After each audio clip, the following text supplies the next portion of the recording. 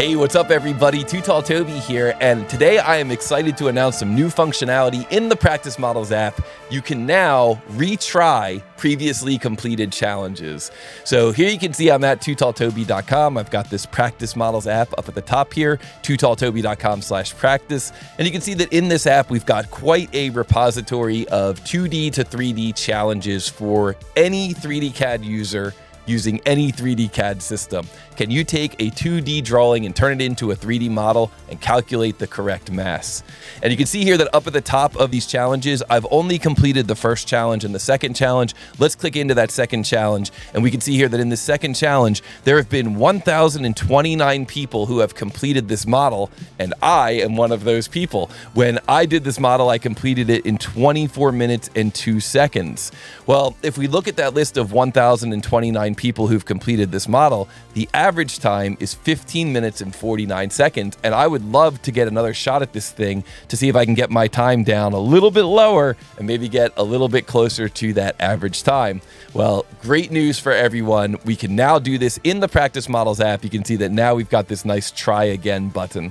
So the reason that it was a little bit on the long side the last time I did this is because I was actually recording this tutorial. And this is kind of the cool thing about the Practice Models app is that when I'm done with these challenges, a lot of times I go back in and I add a tutorial so that if anybody gets stuck doing the challenges, they can watch that tutorial. Now, it's true, it might not be in the same CAD system you're using, but a lot of times, even if you watch a tutorial from a different CAD system, as long as it's the same model, you can kind of figure out where you're getting stuck and how to get around that roadblock.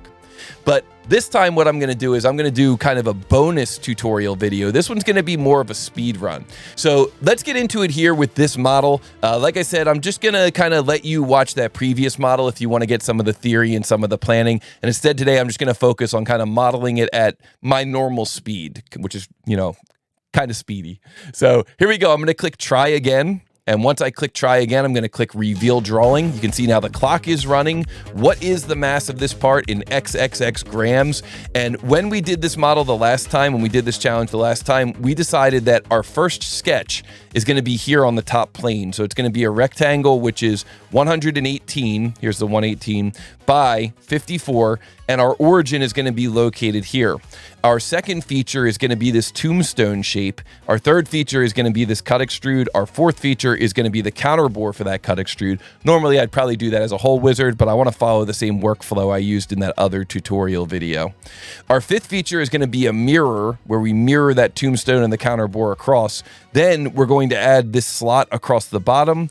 We're going to add this slot here looking down from the top, and we're going to finish off by adding our fillets.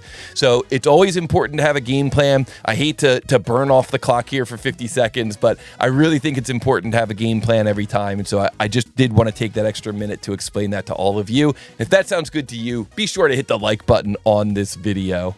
So now let's get into SolidWorks. Let me show my keyboard cam so that you can see all the shortcuts I'm using. I'm going to click new here. I'm going to choose a template, 1060 aluminum alloy in millimeters. I'm going to follow my game plan. Top plane, begin a sketch, orient my view, S key, rectangle, single click, move my mouse, let go of my mouse. I'm going to type in the dimensions, 54, enter, 118, enter. Then I'm going to hit escape so nothing is selected. I'm going to pick this line, I'm going to hold control, and I'm going to pick the origin. Then when I let go of the control key, this box shows up, and I'm going to make that midpoint. Now I've got a nice fully defined sketch, so I'm going to jump into the command features extrude, but because I've customized, so right mouse button customize, because I've customized my S key, the extrude button is right there waiting for me. So S key extrude, 16, enter, enter. Now I'm going to pick this face, begin a sketch, orient my view, so Control 8 is how you orient your view, and then I'm going to press the S key, jump into the line command, single click, move my mouse up, single click, move away. Now I'm not clicking anything here. I'm going to move my mouse back over that endpoint, move up and around, and then I'm going to let go of my mouse and I'm going to type in the radius 27.5. So that's the workflow to transition from a line to a tangent arc. Very helpful. And then when I come over to the end here at 180 degrees and I single click, I'm back in the line command. So very, very useful workflow when you're creating SolidWorks geometry. It happens all the time. You need to go from a line to a tangent arc. So I'm going to hit escape, S key, smart dimension from this lower line here to the arc. And that dimension is going to be 42, enter. And now S key extrude. And this is going to come out to a depth of 14, enter. And then I'm going to move my mouse a little bit. I'm going to right mouse button in the background and say reverse direction. And then I'm going to immediately right mouse button again. And that's a good shortcut, a good workflow to learn to finish that command. Now this face here, select the face, begin a sketch, S key, circle. I'm going to hold my mouse over this circular edge here to wake up the center point. Now I can get a coincident relationship right to that center point. I'm going to single click, move my mouse, let go of my mouse, type in 30, enter, S key, extrude cut. I'm going to move my mouse around in the background, right mouse button, through all, right mouse button again, and boom, there's your through all cut. Another excellent workflow in those right click shortcuts. Select this face, begin a sketch, S key, circle, wake up the center point, hold my mouse over that center point, single click, move my mouse, let go of my mouse, 38, enter, S key, extrude cut, and this is going to go to a depth of 4, enter, enter. And so now we've got that tombstone with the counter bore. Now over in the tree, I'm going to pick this cut extrude, hold control, pick this cut extrude 1, continue holding control, pick this boss extrude, continue holding control, pick the front plane, let go of control, and I'm going to go up here to features, mirror. And so because I pre-selected several features and one single plane, SolidWorks drops everything in the correct boxes over here in the property manager. So it's just ready to go now. All I need to do now is hit the green check mark, boom. We're ready to move on to the next feature. So that next feature is going to be this kind of angled slot on the bottom. Select this face, begin a sketch, orient my view. And I'm going to press the S key, begin a line command, single click, move my mouse, single click, move my mouse, single click, move my mouse, single click, move my mouse, and then single click back down to here, hit escape, and I'm going to take this line and make it for construction. And now I can window select all this geometry and then come up here to the mirror entities command on the sketch toolbar, and boom, there's the mirror of that slot on the bottom. S key, smart dimension, this edge here to this point, single click, 16.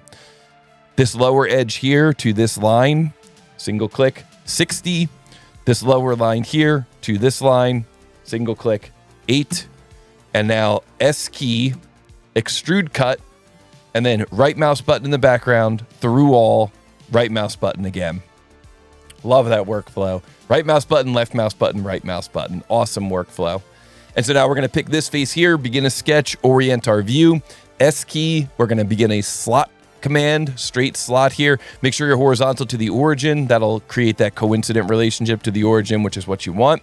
And then you're going to S key, smart dimension, and the width of that slot is going to be 16.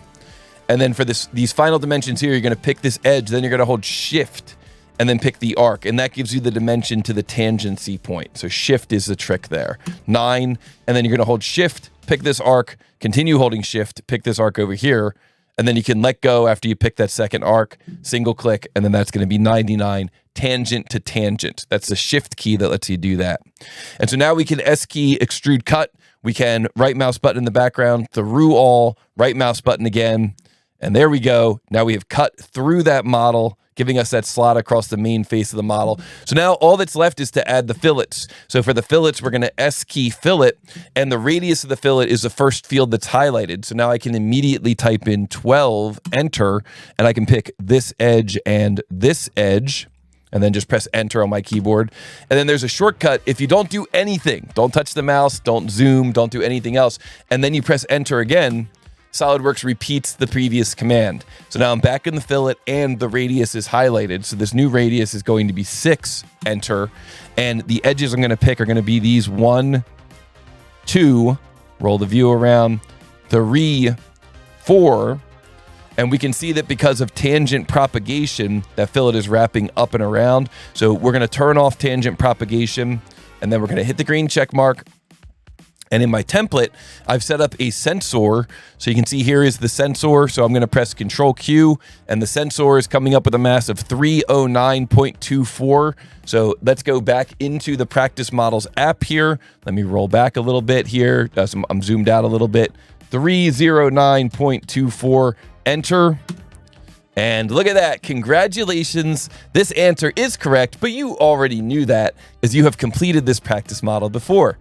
Model answer 309.24 grams. Elapsed time 7 minutes and 32 seconds. Yes, much faster than my original 24 minutes. So upon submission, your previously submitted time of 24 minutes for this practice model will be replaced with 7 minutes and 32 seconds. Are you good with that? Are you good with eliminating that old time? You know, if you want that old time to be captured somewhere, you just have to capture it yourself. But now what we can do is we can say submit. We can get rid of that old time. We can pretend like it never existed. Nobody needs to know. And once we say submit there, it just gives you one final warning. Are you sure this time's going to be replaced in all your metrics, in the community scoreboard and everything? This time is going to be replaced. Is that what you want? It is irreversible. And I'm going to say okay to proceed. And boom, there we go. Now, if we scroll down here, we can see that our time is 7 minutes and 32 seconds. We scroll down a little bit. We can see that our time is 7 minutes 32. We probably brought the average down a little bit from coming down there in time. And we can see that now our time is a little bit further up here on this bell curve, a little bit closer to where we want it. Before we were over here, now we are over here on the bell curve. So that is your practice models update. And if you guys enjoyed that, be sure to hit the like button. Be sure to subscribe. Be sure to leave me a comment down below. Let me know what you thought about this video. And like I said earlier, if you like my style of teaching and you want to learn a lot more SOLIDWORKS tips and tricks, be sure to visit us at TooTallToby.com/training. We got a lot of great content over there for any SOLIDWORKS user. All right, everybody, good luck on the practice models, and we'll see you in the next tutorial.